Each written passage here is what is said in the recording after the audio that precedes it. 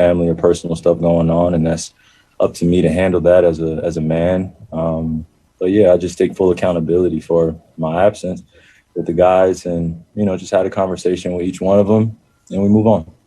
It's pretty interesting in watching when you take a break from everything. There's just so many assumptions about what's going on, and so many people feel like they know me best, and they have no idea who I am, nor what I'm about, or what I stand for, or even attempt to take the time, or even for me to invite them to take the time. So it's a two-way street. And when things become overwhelming in life, you just got to take a step back and realize what's important. That's a big thing. I just want honesty. And in order to be honest, I got to be honest myself.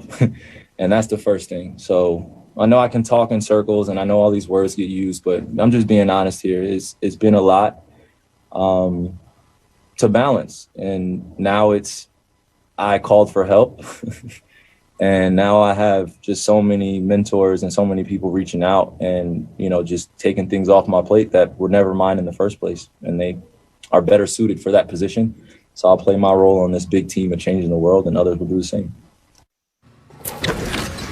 So pretty expansive there at the end. Richard, what's your reaction to Kyrie's comments? Well, look, people, I actually got criticized when I said I hope he gets whatever, emotional, whatever, mentally, whatever help he needs, whether it's a lot going on and he needed to have mentors, people reach out to him, people check in. I said that a couple weeks ago. You said that on the show a couple days ago, yeah. Because it's more of like, hey, Kyrie, if Kyrie needs some time, we all get overwhelmed. And athletes it's literally the only job where you don't just get to be like, hey, I need a couple days off. Now, I understand the money. I understand the months off. But if in the middle of the thick of it, you're dealing with something and you need to take time off, shout out to, Kevin Love and DeMar DeRozan that have really talked a lot about, dealing with their mental health. And so whatever he needed, if he got what he needed and he now has an infrastructure that will allow him to deal with it, good for him. I'm glad to have him back. Yeah, it was good to just see him smile. Yeah. Just to have him back. He's one of our game's greats. And, we all go through our trials and tribulations. And the only thing is, when you go through these things, it's about the respect of the organization and your teammates. The constant, because when he first went away, there was no communication. Nobody knew what was going on. That's what your teammates, that's what the organization is there for, you to help you in those times. I know you have family, they can help you also.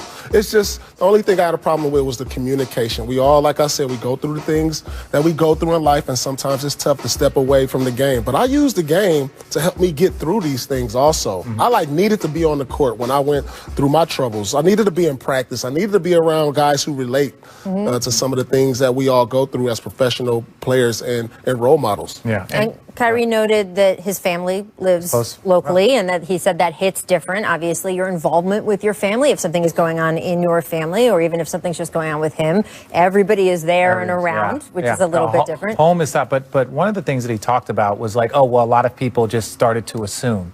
Well, what happens when people assume is because there was no communication. So I think he takes some ownership of this. I think people that were, questioning him or not criticizing him, but more of asking him what was going on or alluding to different things. Well, that also falls on you, right? That falls on you to communicate hey, I'm dealing with some personal stuff. I need some time away. And, hopefully he learns from this. And if he needs more time or whatever it is, it can be addressed. I mean, look, he said, people assume they know about me. And he said, without even talking to me. And then he very quickly corrected himself. He said, or I don't want to let them in to talk to me. And he said, that's a two-way street, which I certainly appreciated him making that distinction. There were repeated questions at the beginning of, hey, what was going on with you, basically? And you heard him say over and over again, hey, I've addressed it with the people I need to address. Do you feel that there was enough information there, especially eventually as he got into talking more, for Brooklyn Nets fans of the team? He doesn't owe, and this is, I want to say this as a person that has been a net lifer, he owes the fans very little. And I mean this from a respect place. He owes the teammates.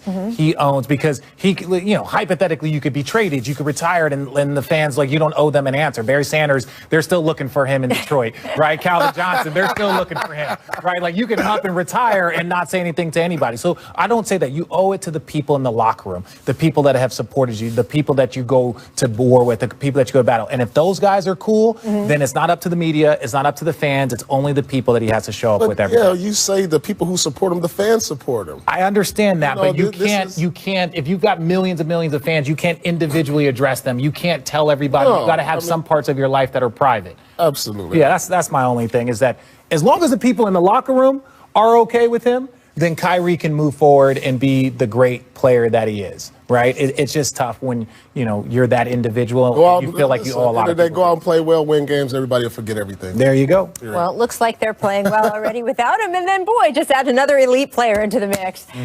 In fact, turns out to be the Eastern Conference Finals. You can sign me up for 7 games.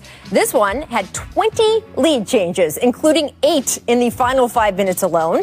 Giannis had a strong game overall, finishing with 34 points, 12 rebounds, and 7 assists, although the Nets took the book on defending him to an extreme. You know how most teams give Giannis space from deep? Well, Brooklyn gave him basically an entire county, averaging 15 feet of pad, the most any player has been afforded from 3 since Second Spectrum began tracking this stuff 8 seasons ago.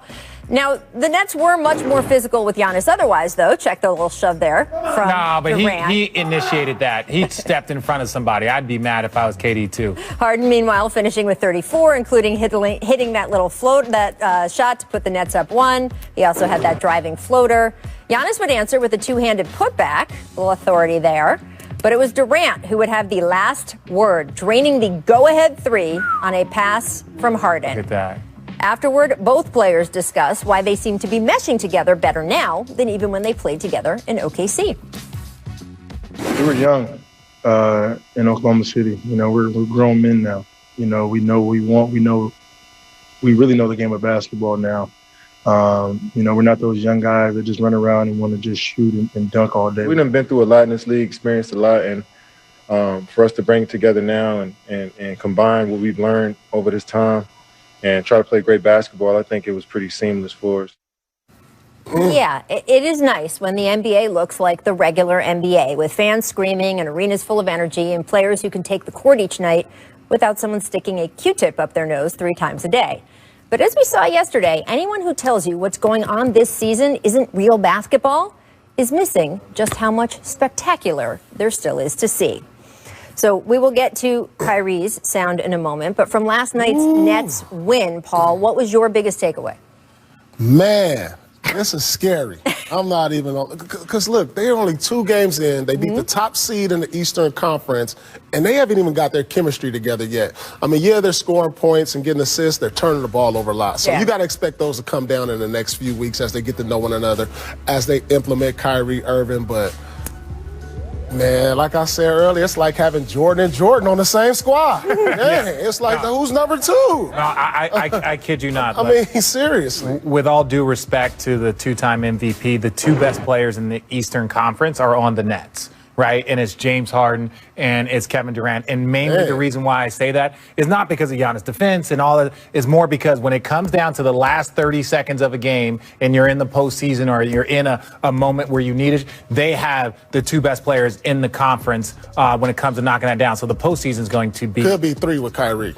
Oh, well, yeah. Well, obviously, when you talk about the last 30 seconds, Kyrie talking about, I finally have somebody that can knock down that shot. Well, congratulations. Now you got 2 of them. Now you got 2. Now you got 2 of them. And look, this is the problem, too. You talk about the end of a playoff game. I mean, we're skipping some steps here, obviously, but you talk about the end of the playoff game with Giannis. I mean, you guys always tell me a big man, that's a tough position to put a big man in, to be depending on him finishing, especially if he's struggling at the free throw line.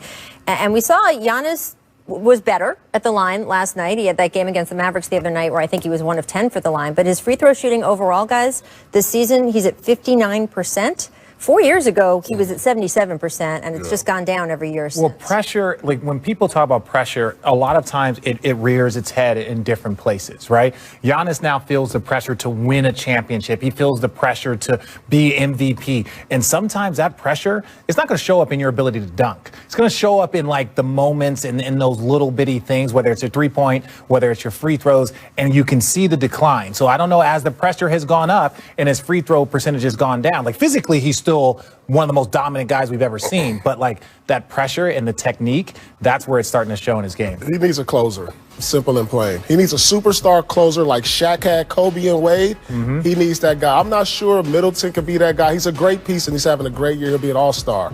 But we saw how they struggled down the stretch. And if Giannis can't make free throws or hit perimeter shots consistently down the stretch, then who's going to be that guy? And that's why I just don't have faith. Regardless of Milwaukee Bucks, they may finish first in the conference. I just don't have faith in them come playoff time because of that. And look at that shot. Now, this is the thing. Milwaukee Bucks fans, we're not saying that your team isn't great. We're not saying that you can't get to the conference finals. We're not saying that you can't win a championship. You guys are just talking about the most elite level. These guys are champions. They're talking about that nuance of the most elite. That's what you need to win. Let's just say the last two shots, right? The last two shots of that game were taken by Chris Middleton, who's a very, very good player and all-star.